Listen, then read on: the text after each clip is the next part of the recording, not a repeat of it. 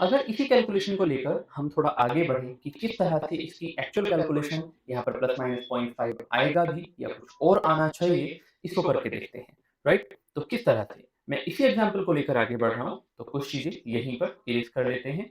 तो इमेजिन हमने जितना नोटिस किया था कि हम अभी तक नोटिस यहाँ पर कर चुके थे कि इस स्टिक की लेंथ 3.2 से लेकर 3.3 के बीच में आनी चाहिए। Now imagine it like an experiment. Imagine कि हमें इस रोड की लेंथ मीज़र करनी है। कुछ अलग-अलग मेज़रमेंट्स लेने हैं या ये कहिए कि पूरी क्लास में अगर हम इस एक्सपेरिमेंट को डिस्ट्रीब्यूट कर दें एज़ अ होमवर्क कि आपको इस स्टिक की लेंथ मेज़र करके लेकर आनी है, तब कौन कितना इसका आंसर पिक करेगा। तो imagine there are some observations. तो सबसे पहले हम किसी भी एक्सपेरिमेंट में कुछ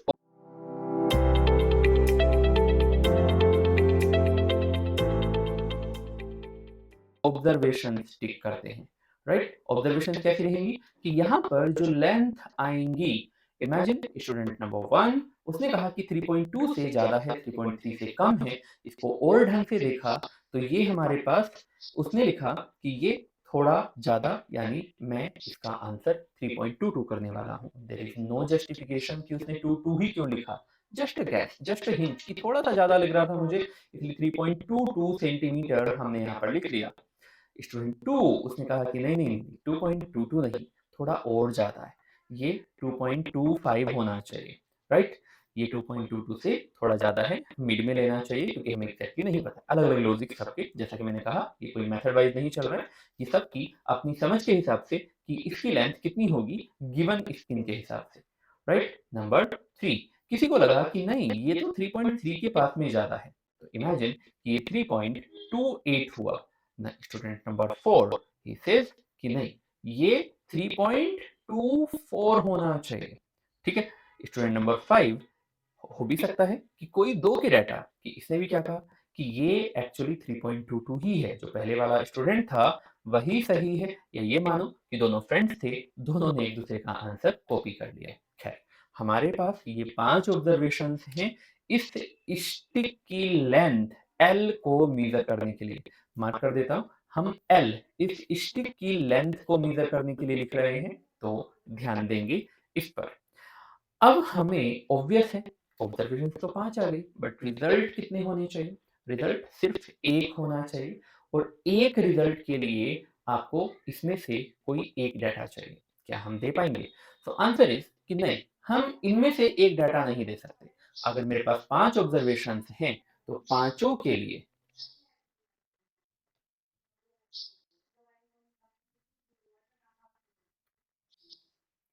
अगर हमारे पास 5 डाटा हैं, तो पाँचों के लिए हम क्या करेंगे कि कुछ क्वांटिटीज़ डिफाइन करते हैं। कैसी क्वांटिटीज़? जैसे नंबर 1 हम यहाँ पर कैलकुलेट करेंगे जिसको कहा जाएगा मोस्ट एक्यूरेट वैल्यू।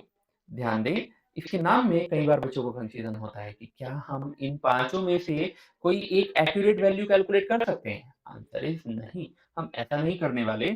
हमारे पास अगर 5 डाटा है और मुझे एक डाटा आगे देना है, तो मोस्ट कन्वीनिएंट वे कि आप इस डाटा का एवरेज निकाल लें, राइट? इस लेंथ की एवरेज वैल्यू कितनी हो जाएगी कि आप इन सभी लेंथ का सम करें डिवाइडेड बाय जितनी भी ये मेजरमेंट्स थी, जितने भी ये ऑब्जर्वेशंस थे, उससे आप डिवाइड कर दें।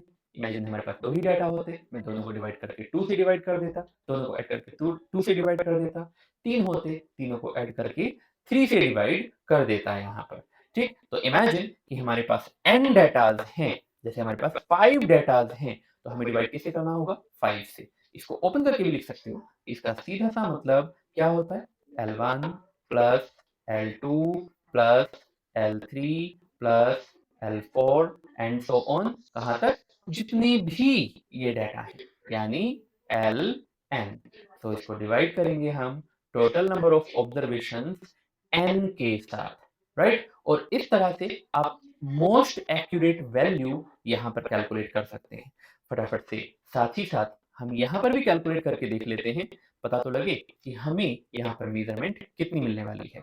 तो जैसे ही मैं एल बार कैलकुलेट करूँगा, टेक्निकली मुझे 3.22 प्लस 3.25 प्लस 3.28 प्लस 3.24 प्लस 3.22 इन सभी को ऐड करके डिवाइड करना होगा। कितने हैं? 1 2 3 4 5 5 से हमें इसको डिवाइड करना होगा, राइट? तो इस तरह की कैलकुलेशन हमारे पास रहेगी, इसलिए कभी-कभी इन क्वेश्चंस में टाइम ज़्यादा लग जाता है। ऐसा नहीं है कि सारे क्वेश्चंस इसी तरह के मिलेंगे कि सबको ऐड करो, डिवाइड करो। ये बहुत ही बेसिक एक एक्सपेरिमेंटल आइडिया है। क्या इस पर क्वेश्चन नहीं पूछे जा सकते? ऐसा भी नहीं है। कभी-कभी इस पर भी क्वेश्चंस पूछे जाते हैं, आपको ये कैलकुलेशंस करनी पड़ सकती हैं। सो अगर इन सभी को ऐड किया जाए, थोड़ा-सा टाइम लगेगा इन सभी को ऐड करने में, बट आप थोड़ा-सा यहाँ पर स्मार्टली भी इसको सॉल्व कर सकते हो। तो देखिए, इनको सॉल्व करने का बड़ा ही एक आसान-सा तरीका बता रहा हूँ। आपको फ्यूचर में इस तरह के किसी भी क्वेश्चन को सॉल्व करने में बड़ी आसानी रहेगी, क्योंकि ऑब्वियस है, इन 5 की जगह पर आपको 10 चीज़ें भी ऐड करनी पड़ सकती थी। तो लुक क्लोज़ली, 3.22 कैसे लिखा जा सकता है? आई कैन राइट इट 3.2 या 3.20 प्लस 0.02। क्या मैं ऐसा लिख सकता हूँ? Definitely, right? प्लस यहाँ पर देखा जाए तो 3.20 प्लस 0.05 प्लस 3.24 या 20 plus 0.04 and plus 3.20 plus 0.04 plus 3.20 plus 0.02। अब अगर हम इसको डिवाइड करें 5 से, ऐसा करने का फ़ायदा क्या हुआ? कुछ तो लग रहा होगा, क्या सर इतना लेंथी कर दिया, पहले ही आसान था। तो ध्यान दो, 3.2, 3.2, 3.2, 3.2, 3.2, 5 टाइम्स आपको 3.2 दिख रहा है। इसका मतलब अगर आप इस 3.2 को एक साथ लिखना चाहें तो what can you right? 5 into 3.20। अब जो बाकी के ये वाले छोटे-छोटे बचे हैं, इनको आप आसानी से ऐड कर सकते हो, like 2 and 5 7, 7 and 8 15, 15 and 4 19, 19 and 2 21, so 0.21 divided by 5, right? अब अगर आप 5 से डिवाइड करोगे तो ये वाला 5 एज इट इज कैंसिल हो जाएगा, यानी 3.20 प्लस आपको टेक्निकली सिर्फ इसको डिवाइड कर लेना है 0.042, कुछ ऐसा आने वाला है। था ना आसान तरीका? इसको आपको बार-बार लिखने की ज़रूरत नहीं है, ये यहीं पर दिख जाता है कि 3.2, 3.2, 3.2 सब में आ रहा है, 3.2 लिख लिया। इसमें क्या बचा? 2, यहाँ पर 5, यहाँ पर 8, यहाँ पर 4, यहाँ पर 2, प्लस करके उन सभी का ऐड डिवाइडेड बाय 5। तो इस तरह से हमारे पास जो मीन वैल्यू आई है, वो कितनी आ गई है? तो वो हमारे पास आ गई है, इसी को अगर मैं सॉल्व करके लिखूँ तो 3 पॉइंट, इसको जब आप ऐड करेंगे तो 242 इस तरह से आ गई, क्योंकि हमारा डाटा 2 डेसिमल पॉइंट्स में चल रहा है। तो आपने राउंड ऑफ के रूल्स सीखे हैं, इसको यहीं पर एक राउंड ऑफ में अगर हम रखें तो ये 2 हमें हटाना पड़ेगा, यानी जो एल की एवरेज वैल्यू है वो 3.24 सेंटीमीटर है। ये हमारे पास पहला डाटा हमें मिल गया, जिसको हम कहते हैं मोस्ट एक्यूरेट वैल्यू। ठीक, अब इस मोस्ट एक्यूरेट वैल्यू, ठीक है, ये हमने कर ली, लेकिन ध्यान से समझो, लकीली ये हमारे किसी एक डाटा से मैच भी हुई, कोई जरूरी नहीं था ऐसा मैच होना। अब अगर मुझे बाकी सभी ऑब्जर्वेशन के लिए कमेंट करना हो कि क्या ये कैलकुलेशंस जो बाकी की सारी ऑब्जर्वेशन है वो गलत है, राइट? क्या सिर्फ एक ही ऑब्जर्वेशन सही है, या फिर अगर ये एग्जैक्टली मैच ना करता, इमेजिन 3.23 आ जाता, तब भी क्या ये पांचों गलत होते?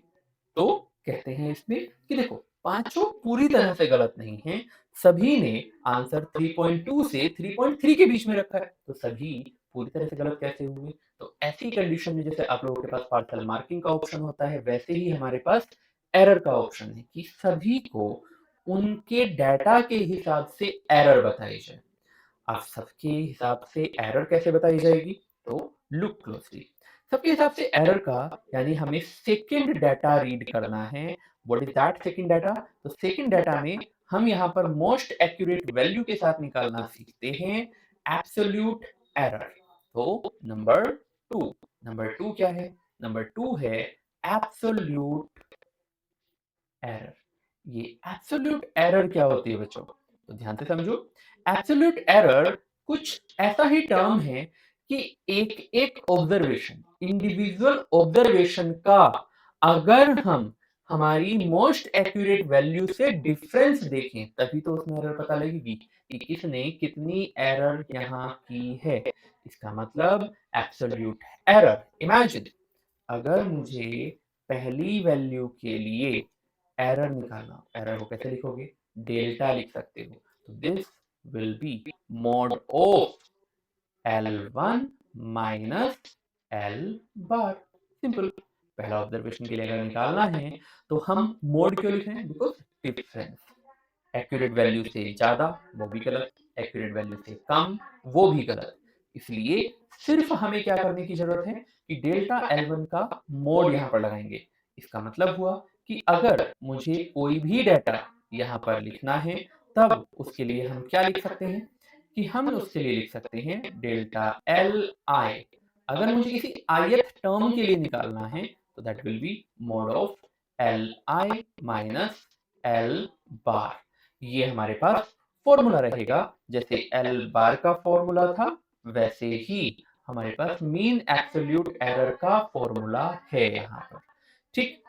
कैसे कैलकुलेट करेंगे? कैलकुलेशन इज इम्पोर्टेंट ताकि हम साथ ही साथ समझते भी रहें कि किस तरह से हमने इसको सोल्व किया है। सो लेट्स सी कैसे सोल्व किया है। समझो। पहले हमें निकालना पड़ेगा delta L1, right?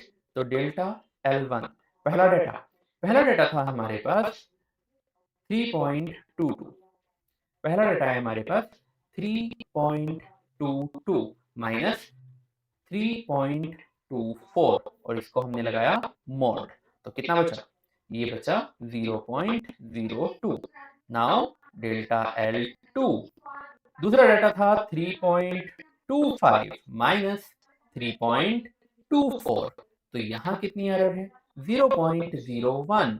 Delta L3 3.28 minus 3.24, right? यहाँ पर जो एरर आई है that is 0.04 and delta L4 will be 3.24 minus 3.24 यानी 0.00 एंड डेल्टा L5 कितना हो जाएगा हमारे पास डेल्टा L5?